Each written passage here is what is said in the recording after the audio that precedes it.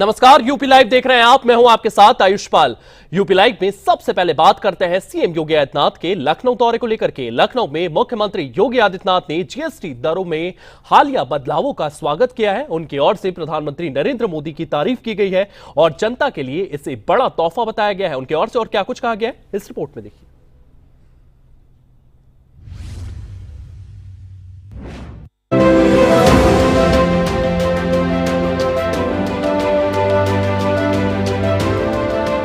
उत्तर प्रदेश के मुख्यमंत्री योगी आदित्यनाथ ने लखनऊ में प्रेस वार्ता की। इस दौरान उन्होंने हाल ही में जीएसटी दरों में किए गए बदलावों पर खुशी जताई और इसे ऐतिहासिक कदम बताया। तो जब जुलाई 2017 में जीएसटी लागू हुआ था, जीएसटी के पहले जो अलग अलग टैक्सेस थे, सेस थे, न केवल उद्यमी और एक व्यापारी उसके कारण परेशान होता था, बल्कि आम उपभोक्ता पर भी और एक ईमानदार टैक्स पेयर पर भी इसका व्यापक प्रभाव पड़ता था। अनेक ऐसे क्षेत्र थे जिसमें वैट, सेल टैक्स और अन्य तमाम प्रकार के जो टैक्सेस थे, उनकी जो दर थी वह काफी बड़ी थी। अनेक प्रकार के सेस थे। कोई भी इंटीग्रेटेड फॉर्म टैक्स का नहीं था। जीएसटी ने इन सभी प्रकार के अलग अलग प्रकार के जो सेल टैक्स के थे, वैट के थे या फिर अलग अलग प्रकार के सेस थे, इन सबको इंटीग्रेशन करके और टैक्स रिफॉर्म के लिए जो समय क्रांतिकारी कदम उठाया था, वन नेशन वन टैक्स के आधार पर, परिणाम क्या था कि उस समय टैक्स को जितना सिंप्लीफाई किया गया था, उसका परिणाम था कि बड़े पैमाने पर जीएसटी का रजिस्ट्रेशन बढ़ा। सीएम योगी ने कहा कि प्रधानमंत्री नरेंद्र मोदी ने जनता को बड़ा तोहफा दिया है। उन्होंने कहा कि टैक्स रिफॉर्म्स का यह अभियान आम लोगों और व्यापारियों दोनों को लाभ पहुंचाएगा। इन चार को अब कम करते हुए 2 श्रेणी टैक्स की रखी गई है, 5% को और 18% को। 12 और 28 के स्लैब को जीएसटी ने समाप्त कर दिया है। हां, कुछ सिन आइटम और लग्जरियस आइटम ऐसी हैं जिनमें 40% का जो जीएसटी है वह बना रहेगा। वह अलग एक व्यवस्था है, लेकिन महत्वपूर्ण है कि अब केवल 5% और 18% का यह टैक्स ही, 2 स्लैब ही जीएसटी की मुख्य रहेंगे और जिनके माध्यम से यानी देशवासियों को बहुत बड़ी राहत इसके माध्यम से मिलेगी हर एक स्तर पर। यानी रसोई से लेकर के, एक किसान से लेकर के, घर के निर्माण से लेकर के और बड़े बड़े हाईवे और इंफ्रास्ट्रक्चर के डेवलपमेंट के साथ साथ अपने कारोबार को आगे बढ़ाने वाले उद्यमियों के लिए भी इसका भारी लाभ होने वाला है और इसके माध्यम से लगभग 2 लाख करोड़ रुपए से अधिक का भारत की अर्थव्यवस्था में ग्रोथ होने की संभावना भी है। इस दौरान सीएम योगी ने प्रधानमंत्री मोदी का आभार व्यक्त कर केंद्रीय वित्त मंत्री निर्मला सीतारमण को प्रदेश की जनता की ओर से धन्यवाद दिया। ये फैसला देशवासियों के लिए दीपावली का तोहफा बताया। उसके परिणाम प्राप्त हो गए और अब 22 सितंबर से लागू भी हो रहे हैं।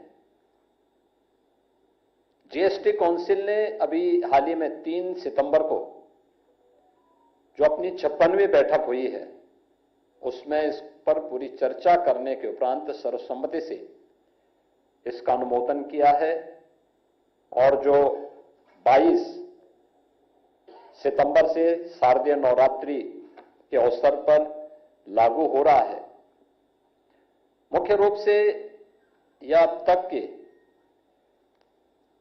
टैक्स रिफॉर्म का एक बहुत बड़ा अभियान का हिस्सा है और यह आदरणीय प्रधानमंत्री जी का देशवासियों के प्रति को दीपावली का गिफ्ट भी है, क्योंकि इतना बड़े पैमाने पर रिफॉर्म हो और एक कॉमन मैन के बारे में उसे विभिन्न सेक्टर में इतनी छूट मिले, यह अत्यंत महत्वपूर्ण है उसके बारे में जानने के लिए। 0.2% से लेकर जो 0.3% तक की जीडीपी में इस रिफॉर्म के कारण बढ़ोतरी होने की संभावना रहेगी। यानी जीवन आसान तो व्यापार में भी आसान, और जब भी व्यापार में आसान होगा तो स्वाभाविक रूप से मार्केट में खुशहाली होगी और मार्केट की खुशहाली एम्प्लॉयमेंट को भी जनरेट करेगी, साथ साथ अर्थव्यवस्था को भी वह मजबूती प्रदान करेगी। हम लोग मुख्य रूप से इस बात को देखते हैं, जो मैंने पहले भी कहा, जीएसटी लागू होने के पहले 17 अलग अलग प्रकार के कर थे, 13 सेस थे। केंद्रीय उत्पाद शुल्क था, सेवा कर था, मूल्यवर्धित कर यानी वैट था, सीएसटी था, अन्य मनोरंजन कर थे और भी तमाम प्रकार के कर थे, प्रवेश कर थे और भी तमाम प्रकार के कर उसमें लागू होते थे।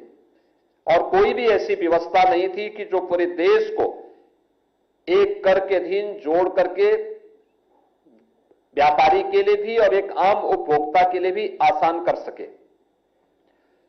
जीएसटी ने पूरे देश को वन नेशन वन टैक्स के आधार पर, आप देखते होंगे आज माल की आवाजाही आसानी से देश के एक कोने से दूसरे कोने पर आसानी से हो सकती है।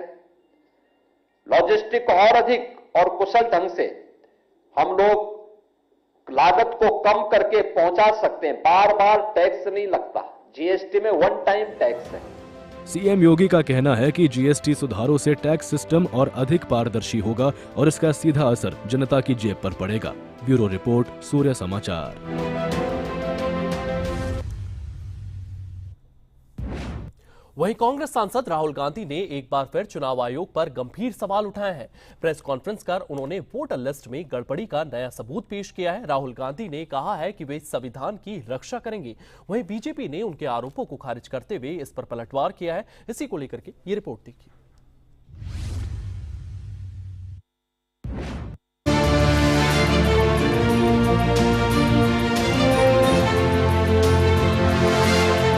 कांग्रेस सांसद राहुल गांधी ने फिर चुनाव आयोग पर सवाल खड़े किए हैं। दिल्ली में प्रेस कॉन्फ्रेंस पर उन्होंने दावा किया कि वोटर लिस्ट में गड़बड़ी की गई है। राहुल गांधी ने प्रेस कॉन्फ्रेंस की शुरुआत में कहा कि वे अपने संविधान की रक्षा करेंगे। उन्होंने कहा कि उन्हें अपने देश और संविधान से प्यार है और वे सबूतों के साथ अपनी बात रख रहे हैं। राहुल ने यह भी कहा कि ये कोई हाइड्रोजन बम नहीं है। राहुल गांधी के आरोपों पर बीजेपी ने पलटवार किया। यूपी के डिप्टी सीएम केशव प्रसाद मौर्य ने कहा कि भारत का लोकतंत्र मजबूत है और लगातार प्रगति कर रहा है। उन्होंने राहुल गांधी के आरोपों को उनके राजनीतिक भविष्य और पिछली चुनावी हार से उपजी हताशा बताया। देखिए, कांग्रेस के नेता और लोकसभा में विपक्ष के नेता श्री राहुल गांधी को मोदी फोबिया हो गया है। वह लगातार जो मुद्दे उठाते हैं खोदा पहाड़ निकली चूहिया वाले होते हैं। देश प्रगति के पथ पर आगे बढ़ रहा है। भारत का लोकतंत्र निरंतर मजबूती के साथ खड़ा है। चुनाव आयोग जैसी संवैधानिक संस्था को निशाना बनाना, यह सत्ता वियोग में विचलित हो चुके, बौखला चुके श्री राहुल गांधी जी का इस प्रकार का कोई भी आरोप है वह मिथ्या है, निराधार है। और उनके पास कोई आरोप में सच्चाई है तो उसकी शिकायत चुनाव आयोग से करे। अगर वोटर लिस्ट को लेकर शिकायत है, ये मीडिया को बुला करके बड़ी भारी, अब वो कभी कहते हैं हम एटम बम फोड़ने वाले हैं, कभी हाइड्रोजन बम फोड़ने वाले हैं। ये विनाश की बात सोचते हैं। माननीय मोदी जी के नेतृत्व में, आदरणीय योगी जी के नेतृत्व में देश और प्रदेश विकास का काम करता है, विकास के बारे में सोचता है। देखिए, उनको ये मालूम है कि उनका राजनीतिक भविष्य अंधकारमय है और भविष्य अभी 2047 तक कांग्रेस के लिए, उत्तर प्रदेश में समाजवादी पार्टी के लिए और बिहार में राष्ट्रीय जनता दल के लिए और इनके गठबंधन के लिए नहीं बचा है। इसलिए बौखलाहट में इस प्रकार के आरोप लगाते हैं, जिससे संवैधानिक संस्था जो निष्पक्ष चुनाव करा करके इस देश के लोकतंत्र को बल प्रदान करने का काम कर रही है। यही श्री राहुल गांधी जी कर्नाटक चुनाव जीत गए, तब चुनाव आयोग अच्छा था। तेलंगाना चुनाव जीत गए, चुनाव आयोग अच्छा था। हिमाचल का चुनाव जीत गए, चुनाव आयोग अच्छा था। लोकसभा में 99 सीटें कांग्रेस जीत गई, तब चुनाव आयोग अच्छा था। जब चुनाव में ये हारते हैं तो इस प्रकार के घटिया आरोप लगाते हैं, जिसको जनता सिरे से नकारती है। यूपी कैबिनेट मंत्री ओम प्रकाश राजभर ने भी राहुल गांधी के बयान पर पलटवार किया और कहा कि कांग्रेस सिर्फ निराधार आरोप लगाकर भ्रम फैलाना चाहती है। जिस तरह से एक प्रेस कॉन्फ्रेंस बुलाई और जिस तरह से पूरे देश में देश की जनता को एक झूठ और गुमराह करने का कि हम हाइड्रोजन बम फोड़ेंगे SIR को लेकर के, लेकिन जब उन्होंने प्रेस कॉन्फ्रेंस की तो उन्होंने कहा कि नहीं, आज हम हाइड्रोजन बम नहीं फोड़ेंगे। इससे साफ साबित है कि जो बादल गरजते हैं वो बादल बरसते नहीं और उनके पास कुछ भी नहीं है। हाइड्रोजन बम तो छोड़िए, फुलझड़ी के लिए भी कोई चीज नहीं है। और जो बात वो हाइड्रोजन बम की बात कर रहे हैं, उन्हें भूल जाना चाहिए कि एक तरफ कहते हैं कि हमारी मोहब्बत की दुकान है और दूसरी तरफ विनाश की और हाइड्रोजन बम की बात कर रहे हैं। और जब चुनाव आयोग उनको 7 दिन के अंदर हलफनामा देने के लिए कह रहा कि अगर वोट चोरी का कोई सबूत है, कोई अगर, तो आप हलफनामा दीजिए, नहीं तो देश से माफी मांगिए। चुनाव आयोग आमंत्रित करता है तो उनके पास कुछ है नहीं, केवल बिहार के चुनाव को देखते हुए लोगों को गुमराह कर रहे हैं। और जो आज SIR की उस चुनाव आयोग द्वारा एक निष्पक्ष चुनाव कराने की प्रक्रिया में डोर टू डोर वेरिफिकेशन कर रहा है, तो जो रोहिंग्या और बांग्लादेशी या विदेशी हैं, केवल उनके लिए हाइड्रोजन बम फोड़ने की बात कर रहे हैं और उनके प्रोटेक्शन की लड़ाई लड़ रहे हैं। उनको पता नहीं है कि यहाँ परमाणु बम हम लोग लेके तैयार हैं। इलेक्ट्रॉन, न्यूट्रॉन और प्रोटॉन। ओम प्रकाश राजभर, डॉक्टर संजय निषाद जी और अनुप्रिया पटेल जी, हम तीनों लोग खुद परमाणु बम हैं। उनका हाइड्रोजन बम फेल हो जाएगा। अब सवाल ये है कि राहुल गांधी के इन आरोपों का आने वाले चुनावी माहौल पर कितना असर पड़ेगा और क्या चुनाव आयोग इस पर कोई स्पष्टीकरण देगा। ब्यूरो रिपोर्ट, सूर्य समाचार।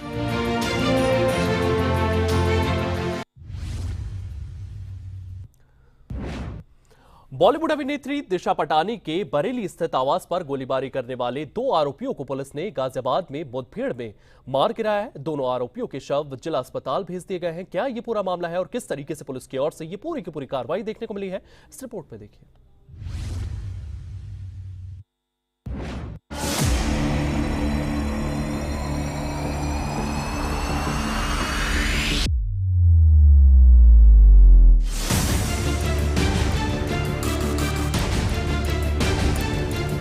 बॉलीवुड अभिनेत्री दिशा पटानी के बरेली स्थित आवास पर हाल ही में हुई गोलीबारी ने पूरे इलाके में सनसनी फैला दी थी।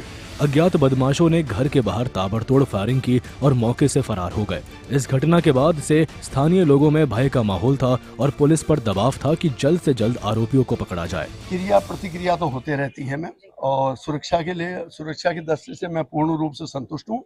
और यदि मुझे सुरक्षा की दृष्टि में कहीं पर भी कुछ लगेगा तो सारे अधिकारी मेरे साथ हैं, उससे पूर्ण रूप से संतुष्ट हैं। सीएम साहब के लिए तो जितने भी मैं तारीफ करूं, आभार व्यक्त करूं, उतना कम है। उन्होंने एक भयमुक्त समाज की जो परिकल्पना की है पूरे उत्तर प्रदेश के लिए, आज उसका जीता जागता उदाहरण है। बरेली पुलिस ने इस मामले को गंभीरता से लिया और प्रदेश स्तर पर विशेष टीम गठित की। तकनीकी सर्विलेंस और खुफिया सूत्रों की मदद से पुलिस को जानकारी मिली कि वारदात में शामिल आरोपी गाजियाबाद में देखे गए हैं। सूचना मिलते ही पुलिस ने इलाके की घेराबंदी शुरू कर दी और आरोपियों की तलाश तेज कर दी। 12 सितंबर को सुबह लगभग 3:45 बजे दिशा पटानी के घर पर 2 अपराधियों ने फायरिंग की थी। इसके बारे में माननीय मुख्यमंत्री जी के स्पष्ट निर्देश प्राप्त हुए थे कि इस प्रकार के जनता में खौफ पैदा करने वाले अपराधियों को तत्काल कानून के दायरे में लाया जाए। माननीय मुख्यमंत्री जी के स्पष्ट निर्देश हैं कि क्राइम के प्रति जीरो टॉलरेंस की नीति होनी चाहिए। इसी नीति के तहत कार्य करते हुए तत्काल यूपी पुलिस ने एसटीएफ जनपदीय पुलिस को सक्रिय किया और कई स्तर पर अभिसूचना का संकलन किया गया।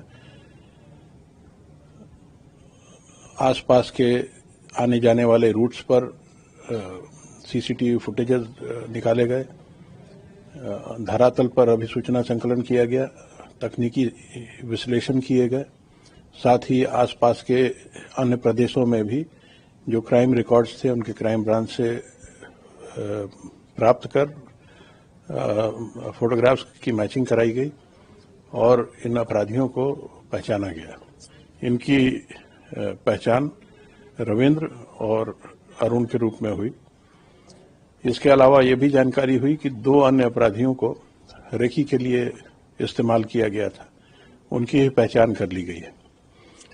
फायर करने वाले इन 2 अपराधियों के बारे में ये भी जानकारी हुई कि ये गोल्डी बरार गैंग के लिए काम करते हैं। गोल्डी बरार ने इस घटना की जिम्मेदारी सोशल मीडिया के माध्यम से ली थी, जो सभी मीडिया चैनल्स द्वारा दिखाई भी गई थी। पुलिस के मुताबिक मंगलवार देर रात गाजियाबाद पुलिस को सूचना मिली कि आरोपी एक कार में सवार होकर हिंडन क्षेत्र की ओर जा रहे हैं। जैसे ही पुलिस ने उन्हें रोकने की कोशिश की, आरोपियों ने फायरिंग शुरू कर दी। पुलिस ने भी आत्मरक्षा में जवाबी कार्रवाई की। काफी देर तक दोनों ओर से गोलियां चलती रही और इस दौरान इलाके में अफरा तफरी मच गई। इस मुठभेड़ में गोली लगने से दोनों आरोपी मौके पर ही ढेर हो गए। पुलिस ने उनके शव कब्जे में लेकर जिला अस्पताल भेज दिए हैं। एक चैलेंज के रूप में एक्सेप्ट कर इस गैंग को वर्कआउट किया गया और आज सायंकाल में एक मुठभेड़ में ये 2 शूटर्स मार गिराए गए। इसमें रविंद्र का आपराधिक इतिहास अच्छा खासा है। इसके द्वारा पुलिस पर भी पूर्व में फायरिंग की गई है, जिसमें हरियाणा पुलिस का एक कांस्टेबल के छाती में गोली लगी थी। मुठभेड़ में इनके पास से 2 बहुत ही सोफिस्टिकेटेड पिस्टल्स बरामद हुए हैं, जिसमें एक जिगाना की पिस्टल है और एक ग्लॉक की पिस्टल है। साथ ही बड़ी संख्या में 9mm के कारतूस भी बरामद हुए। अब मुठभेड़ के बाद इन्हें हॉस्पिटल ले जाया गया, जहां डॉक्टर्स ने इन्हें डेड डिक्लेयर कर दिया है। आगे की विधिक कार्रवाई की जा रही है। साथ ही इस गैंग के सभी छोरों की, इसके सारे मेंबर्स की जानकारी भी की जा रही है, ताकि संपूर्ण गैंग पर एक्शन लिया जा सके। बरेली से गाजियाबाद तक फैले इस हाई प्रोफाइल मामले ने एक बार फिर यूपी पुलिस की कार्रवाई को चर्चा में ला दिया है। जहां एक और अपराधियों को कानून का डर दिखा, वहीं दूसरी ओर लोगों ने चैन की सांस ली। फिलहाल पुलिस आरोपियों के बाकी नेटवर्क की जांच में जुटी है। ब्यूरो रिपोर्ट, सूर्य समाचार।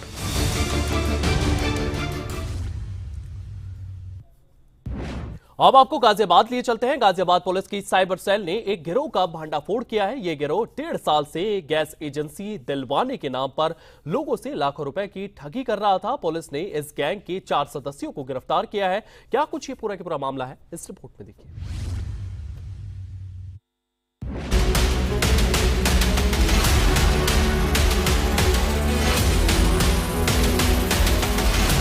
गाजियाबाद की साइबर क्राइम ब्रांच ने बड़ी कार्रवाई करते हुए 4 साइबर ठगों को गिरफ्तार किया है। पकड़े गए आरोपियों के पास से 11 मोबाइल फोन, कई एटीएम कार्ड, चेकबुक और 337 गैस आवंटन पत्र बरामद किए गए हैं। ये गैंग खुद को IOCL और BPCL जैसी कंपनियों का प्रतिनिधि बताकर लोगों से संपर्क करता था। फिर गैस एजेंसी दिलवाने के नाम पर प्रोसेसिंग फीस और सिक्योरिटी के नाम पर पैसे लेता था। पुलिस का कहना है कि ये गिरोह पिछले 1.5 से 2 साल से सक्रिय था और अब तक दर्जनों लोगों को अपना शिकार बना चुका है। मामले की जांच जारी है और अन्य सहयोगियों की भी तलाश की जा रही है। पुलिस ने लोगों से अपील की है कि कोई भी ऑफर या स्कीम मिलने पर कंपनी की वेबसाइट या कस्टमर केयर से पुष्टि जरूर करें। बिना पुष्टि किसी को पैसे न दें।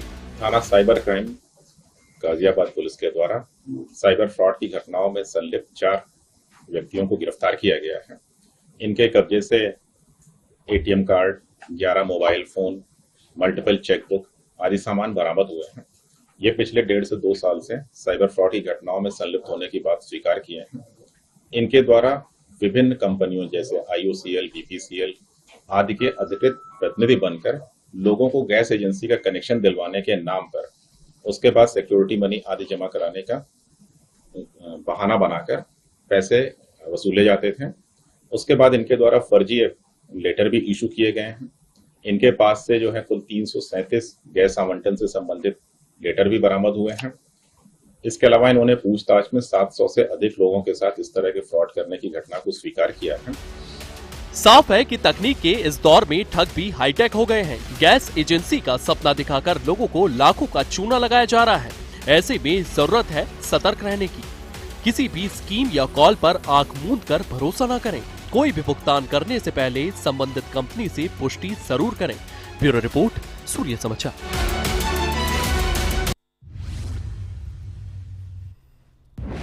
वहीं उत्तर प्रदेश में अपराधियों पर पुलिस का शिकंजा लगातार कसता जा रहा है। ऑपरेशन क्लीन के तहत कई जिलों में पुलिस ने और बदमाशों के बीच में मुठभेड़ देखने को मिली है। पुलिस लगातार इस तरीके के ऑपरेशन कंडक्ट करती हुई नजर आ रही है। मुरादाबाद में पुलिस ने गौ तस्करों को दबोचा है। वहीं बलिया में एक शराब लूट का आरोपी को गोली लगने से घायल हो गया है। पुलिस की ओर से लगातार यहां पर ऑपरेशन लंगड़ा चलाया जा रहा है। आरोपियों को पकड़ा जा रहा है। किस तरीके से यह कार्रवाई पूरे उत्तर प्रदेश में जारी है, इस रिपोर्ट में देखिए।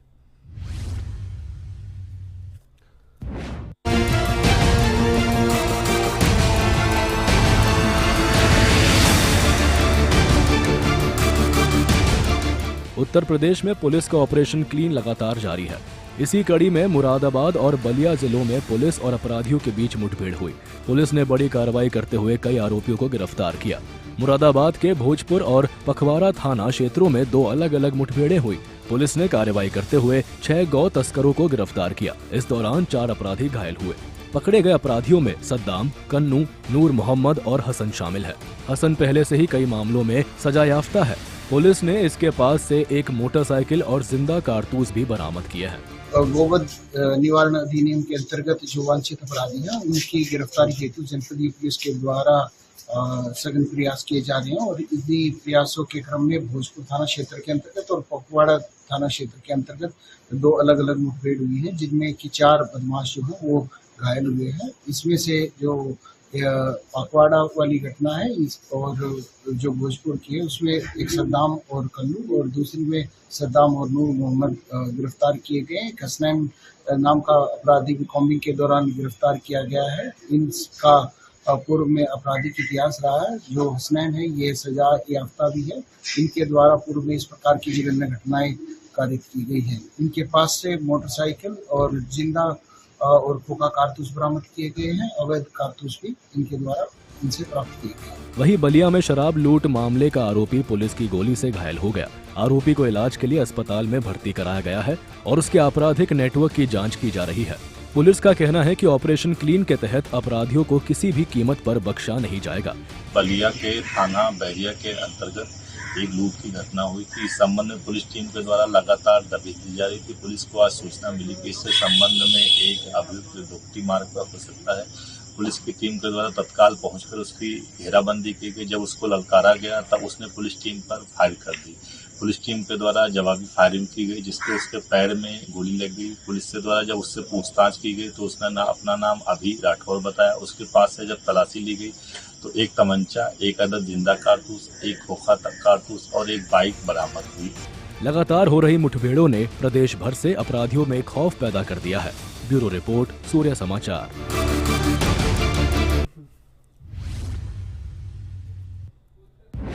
चलिए फिलहाल यूपी लाइव में इतना ही। आप बने रहिए सूर्य समाचार के साथ।